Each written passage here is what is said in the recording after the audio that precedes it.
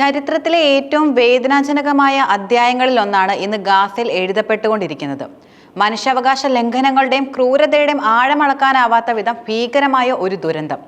ഐക്യരാഷ്ട്രസഭയുടെ ലോക ഭക്ഷ്യ പദ്ധതി വാക്താവ് ഓർഗ ചെരേവ്കോ ഈ അവസ്ഥയെ ചിന്തിക്കാനാവാത്ത ദുരന്തമെന്ന് വിശേഷിപ്പിച്ചത് ഒട്ടും അതിശയോക്തിപ്പെടാനില്ല.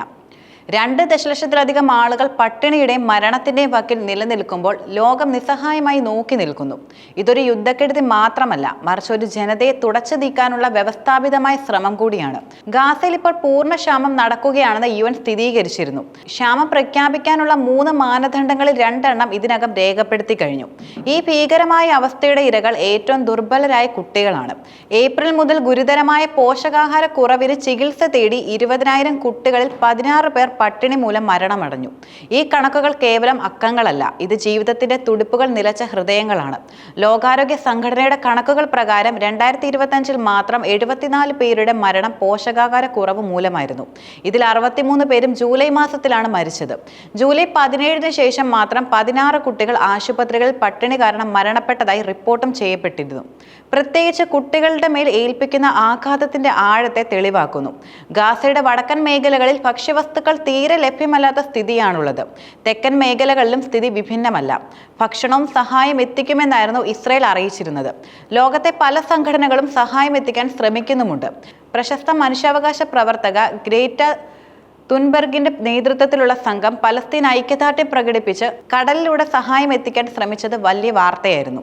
എന്നാൽ ഇതുപോലുള്ള ഏതൊരു ശ്രമത്തെയും ഇസ്രയേലിന്റെ ഉപരോധം തടസ്സപ്പെടുത്തുന്നു. വേൾഡ് ഫുഡ് പ്രോഗ്രാം പറയുന്നതനുസരിച്ച് ആവശ്യത്തിന് സഹായം എത്തിക്കാൻ കഴിയാത്ത സാഹചര്യമാണ് നിലവിലുള്ളത്.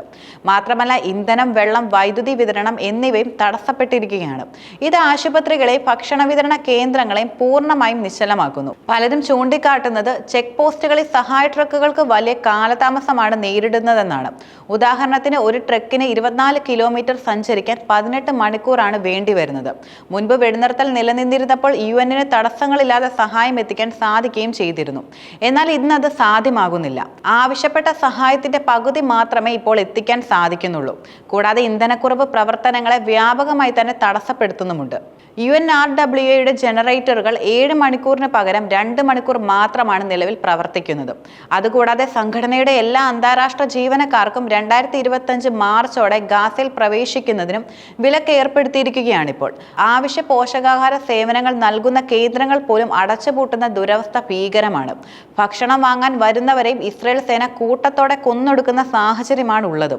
സൈനികവൽക്കരിക്കപ്പെട്ട വിതരണ കേന്ദ്രങ്ങളിലും സഹായ ട്രക്കുകൾക്കായി കാത്തു നിൽക്കുന്ന വഴികളിലും 1300-ലധികം ആളുകൾ കൊല്ലപ്പെട്ടതായും 8152-ലധികം ആളുകൾക്ക് പരിക്കേൽക്കുകയും ചെയ്തതായിട്ടും UN റിപ്പോർട്ടിൽ പറയുന്നുണ്ട്.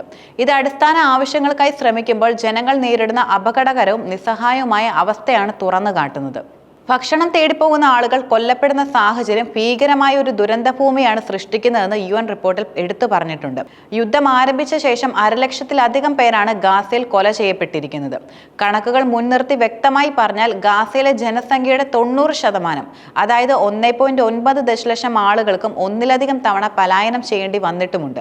90%-ലധികം വീടുകളും നശിപ്പിക്കപ്പെട്ടു. 2023 ഒക്ടോബറിനും 2025 ജൂലൈ 30-നും ഇടയിൽ 138-ൽ അധികം പലസ്തീനികൾ കൊല്ലപ്പെടുകയും 1,46,269 പേർക്ക് പരിക്കേൽക്കുകയും ചെയ്തിട്ടുണ്ട്. 340-ലധികം UNRWA ജീവനക്കാരും കൊല്ലപ്പെട്ടിട്ടുണ്ട്. ഗർഭിണികളും മുലയൂട്ടുന്ന അമ്മമാരും ഉൾപ്പെടെ 40% ജനങ്ങളും ഗുരുതരമായ പോഷകാഹാരക്കുറവ് നേരിടുകയാണ്. ഇങ്ങനെ പോയാൽ ആയുധങ്ങളുടെ ആവശ്യം പോലും ഇല്ലാതെ തന്നെ ഗാസയെ പൂർണ്ണമായും അവസാനിപ്പിക്കാൻ ഇസ്രയേലിന് കഴിയും. ഭക്ഷണം ലഭിക്കാതെ കടുത്ത ദാരിദ്ര്യത്തിൽ തുടർന്ന് പോഷകാഹാരക്കുറവ് സംഭവിച്ച് കുഞ്ഞുങ്ങളും മുതിർന്നവരും ഭീകരമായ അവസ്ഥയിലേക്ക് ഗാസയെ തള്ളിവിടുകയാണ് ഇസ്രയേൽ ചെയ്തുകൊണ്ടിരിക്കുന്നത്. ഈ ഒരു സാഹചര്യം അതിഭീകരമാണെന്നും ഇതൊരു മാനുഷിക ദുരന്തത്തിലേക്ക് നയിക്കുമെന്നും കുട്ടികളും സ്ത്രീകളും കൂടുതൽ ദുരിതത്തിലാകുമെന്നും റിപ്പോർട്ടുകൾ ചൂണ്ടിക്കാട്ടുന്നു. നിസ്സഹായരായി നിൽക്കുന്നത് ലോകജനതയാണ്. ഇസ്രയേലിന്റെ ഈ വംശഹത്യയെ ചെറുക്കാൻ അറബ് രാജ്യങ്ങൾ പോലും ശക്തമായി രംഗത്ത് വരാത്തത് ദൗർഭാഗ്യകരമാണ്. ഗാസയുടെ കാര്യത്തിൽ കുറ്റകരമായ അനാസ്ഥയാണ് ലോകരാജ്യങ്ങൾ കാണിക്കുന്നത്. പട്ടിണിയിൽ വിശന്നു വലഞ്ഞ മനുഷ്യരെ ഭക്ഷണം കാട്ടി കൊതിപ്പിച്ച് സഹായ കേന്ദ്രങ്ങളിലേക്ക് എത്തിച്ച് അവിടെ വെച്ച് വെടിവെച്ച് കൊല്ലുന്ന ക്രൂരത സിനിമകളിൽ മാത്രം നാം കണ്ട കാഴ്ചകളാണ്. അതിന്റെ പ്രായോഗിക പതിപ്പാണ് ഗാസയിൽ അരങ്ങേറുന്നത്. മനുഷ്യരുടെ നിസ്സഹായതയിലും യുദ്ധഭീകരത നിറയ്ക്കുന്ന ഇസ്രയേൽ ഒരു സൈക്കോപാത്തിനെ പോലെയാണ് പെരുമാറുന്നതെന്ന് ഈ ഘട്ടത്തിൽ പറയേണ്ടി വരും. പ്രതിസന്ധി പരിഹരിക്കാൻ എത്രയും പെട്ടെന്ന് വെടിനിർത്തൽ പ്രഖ്യാപിക്കുകയും കൂടുതൽ സഹായങ്ങൾ ഗാസയിലെ ജനങ്ങളിലേക്ക് എത്തിക്കുകയും വേണമെന്നാണ് UN വക്താവും ആവശ്യപ്പെടുന്നത്. ഗാസയിലെ സാഹചര്യം ഒരു ദുരന്തത്തിലേക്ക് അതിവേഗം നീങ്ങിക്കൊണ്ടിരിക്കുകയാണ്. പട്ടിണി, ആവശ്യ വസ്തുക്കളുടെ ക്ഷാമം, സഹായ വിതരണത്തിനുള്ള നിയന്ത്രണങ്ങൾ എന്നിവയാണ് ഈ പ്രതിസന്ധിയെ നിർവചിക്കുന്നത്. പോഷകാഹാര കുറവുള്ള കുട്ടികളടക്കം 20 ലക്ഷത്തിലധികം വരുന്ന ആളുകളുടെ ദുരിതം ലഘൂകരിക്കുന്നതിന് അന്താരാഷ്ട്ര സമൂഹം അടിയന്തരമായി ഇടപെടേണ്ടതും അത്യാവശ്യമാണെന്നും അവർ ആവർത്തിച്ച് വ്യക്തമാക്കിയിട്ടുണ്ട്. ഭക്ഷണത്തിന്റെ ലഭ്യത ഉറപ്പാക്കി അവിടെ ഇനിയും ജീവനോടെ ബാക്കിയുള്ള നിസ്സഹായരായ മനുഷ്യജീവനുകളെ ജീവിതത്തിലേക്ക് നയിക്കേണ്ടതിന്റെ ആവശ്യകതയെക്കുറിച്ചാണ് ഈ ലേഖനം മുന്നറിയിപ്പ് നൽകുന്നത്. UN വക്താവിന്റെ ഈ തുറന്നു പറച്ചിലിന് പിന്നാലെ പ്രമുഖ ഇസ്രയേലി എഴുത്തുകാരനും ഇസ്രയേൽ ഭരണകൂടത്തിനെതിരെ രംഗത്ത് വന്നിരുന്നു. ഇസ്രയേലിനെ ഒരു വംശഹത്യ രാഷ്ട്രമെന്ന് വിളിക്കാതിരിക്കാൻ വേണ്ടതെല്ലാം ചെയ്തു, പക്ഷേ ഇനി അതിന് കഴിയില്ല എന്നാണ് അദ്ദേഹം വ്യക്തമാക്കുന്നത്. ഗാസയിൽ ഇസ്രയേൽ നടത്തുന്നത് വംശഹത്യ തന്നെയാണെന്ന് അഭിപ്രായപ്പെട്ടുകൊണ്ട് ഈ പോക്ക് പോവുകയാണെങ്കിൽ അധികം വൈകാതെ ഭൂപടത്തിൽ നിന്ന് തന്നെ ഗാസയിലെ ജനങ്ങൾ ഓർമ്മയായി മാറും. മനുഷ്യരായി പിറന്ന ഒരാൾക്ക് പോലും ഒരിക്കലും അംഗീകരിക്കാൻ കഴിയാത്ത ഈ കൊടും പാതകത്തിനെതിരെ ഇനിയും ലോക മനസാക്ഷി ഉയർന്നില്ലെങ്കിൽ പിന്നെ മനുഷ്യരാണെന്ന് പറയുന്നത് പോലും അപമാനകരമായിട്ടാണ് മാറുക. അമേരിക്കയുടെ സാമ്പത്തിക ആയുധ കരുത്തിലാണ് ഇത്രയും കൊടും പാപങ്ങൾ ഗാസയുടെ മണ്ണിൽ അമേരിക്കയുടെ 51ാമത്തെ സ്റ്റേറ്റായി അറിയപ്പെടുന്ന ഇസ്രയേൽ ചെയ്തു കൂട്ടുന്നത്. ഇതിനൊരു അവസാനം വരണമെങ്കിൽ അമേരിക്കയുടെ പത്തിയാണ് ആദ്യം ഒടിക്കേണ്ടതും. അതിനാദ്യം വേണ്ടത് ലോകത്തെ അറബ് ഇസ്ലാമിക് രാജ്യങ്ങൾ മുഖം നോക്കാതെ ശക്തമായ നിലപാട് സ്വീകരിക്കുക എന്നതാണ്. അറബ് മണ്ണിലെ അമേരിക്കൻ താവളങ്ങൾക്ക് ആതിഥ്യമരുളിയ നിലപാടും പുനഃപരിശോധിക്കേണ്ടതുണ്ട്.